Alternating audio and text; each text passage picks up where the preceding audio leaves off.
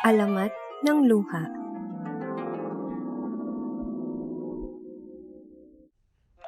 Naging usap-usapan si Luwalhati sa Baryo Asisto dahil sa madalas niyang pagpunta sa gitna ng dagat.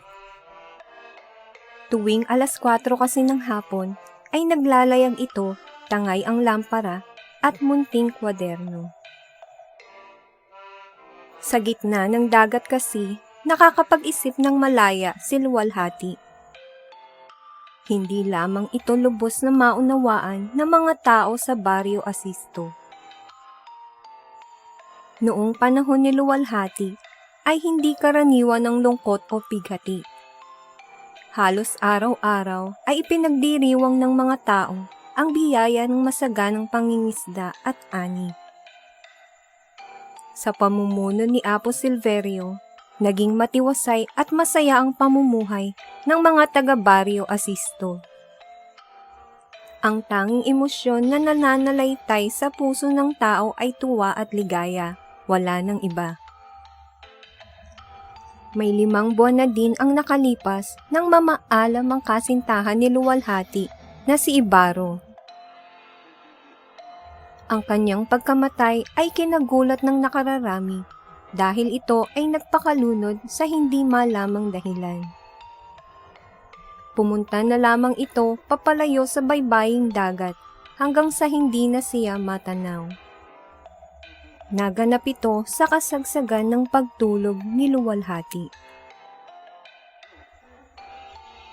Sa kabila ng nangyari, nanatili pa ding masaya ang mga tao doon, maging si Luwalhati. Magmula noon ay walang pinalampas na pagkakataon si Luwalhati upang bisitahin ang dagat. Sa gitna ng dagat ay binubuklat niya ang kwadernong nangungulubot ang mga pahina. Kahit mabigat sa loob ang nangyari, ay mas maigting na pag-ibig at hindi dalamhati ang naramdaman ni Luwalhati para sa kasintahan. Luwalhati, magdidilim na. Pumarini ka na at baka mahamugan ka diyan. Sigaw ni Apo Silverio. Saglit na lamang po, Apo. Bago lamunin ng dilim ang kalangitan, ay nagpasya na si Luwalhating bumalik sa bahay. May lumalabas pa din ba? Tanong ni Apo pagpasok ni Luwalhati sa bahay. Hindi na po kasing dami tulad ng dati, sagot ni Luwalhati. Hala, bukas ay kabilugan ng buwan, naway matigil na iyang sakit mo. Sabay sa kabilugan ng buwan ay ang pista ni San Isidro. Bagamat katatapos pa lamang ng pista, noong isang araw ay hindi ito naging hadlang upang magdiwang ang mga taga-Baryo Asisto sa pista ni San Isidro. Lahat ng tahanan ay naghanda ng masaganang putahe, maliban kina Apo Silverio. Itay, kayo po ang namumuno dito sa lugar. Bakit po hindi tayo maghanda? Tanong ni Luwalhati. Hindi pa panahon, Luwalhati. Kailangang mawala muna iyang sakit mo bago kita maiharap sa tao. Kasi po, si Ibaro, alam kong mahal mo ang binatilyo, subalit hindi tama ang ginagawa niya sa iyo. Itay, patay na po si... Pambihirang patay iyan.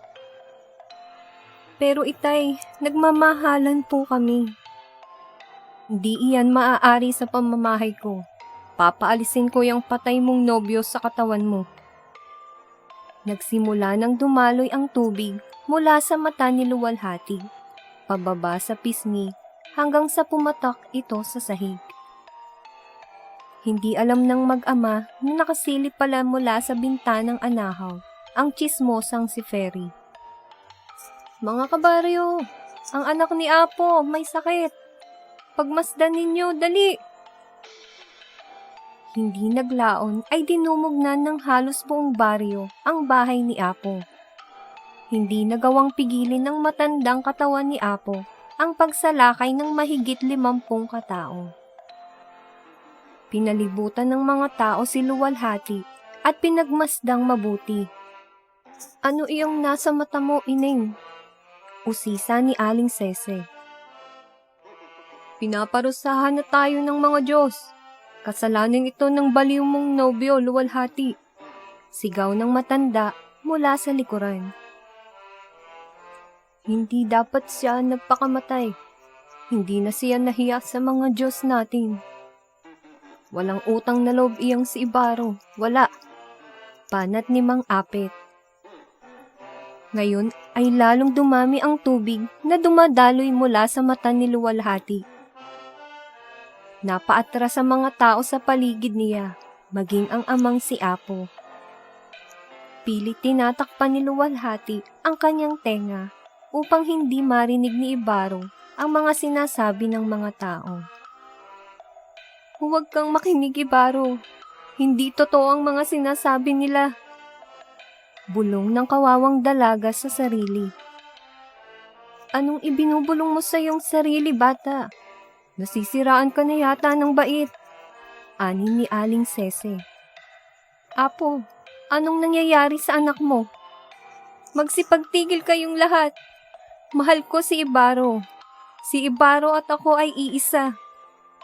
Kaming dalawa ay nagmamahalan. Wala akong sakit.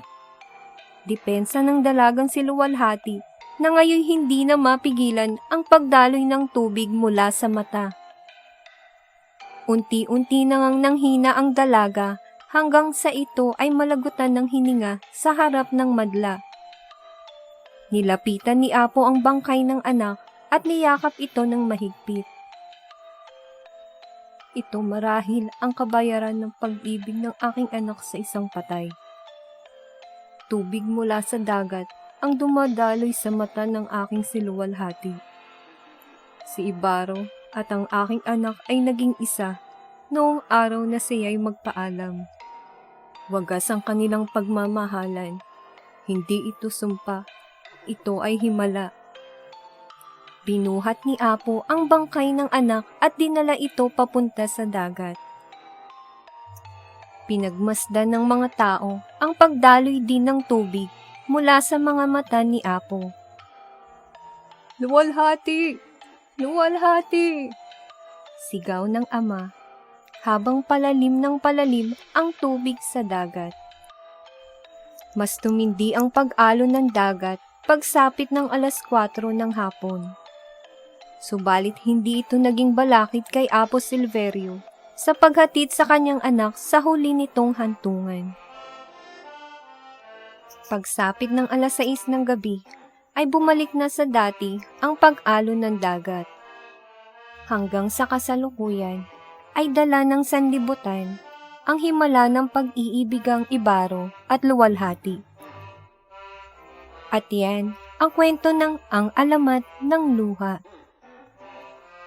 Bago natin tapusin ang ating video, shoutout sa ating mga kaibigan na sina Mary Lou Lacson, Maria Nelia Martin, Aliana Jean Ignacio, Ira Danica Eblacas, Daniela Tagobok, Gabriel Porquincula, Renmil Baltasar, Joel Timbol, Teacher Do, Hi Guys Store Lazada, LNN PRLD TikTok, I'm Siam, at kay Chu YT. Salamat sa inyo. Hanggang sa muli mga bata. Paalam!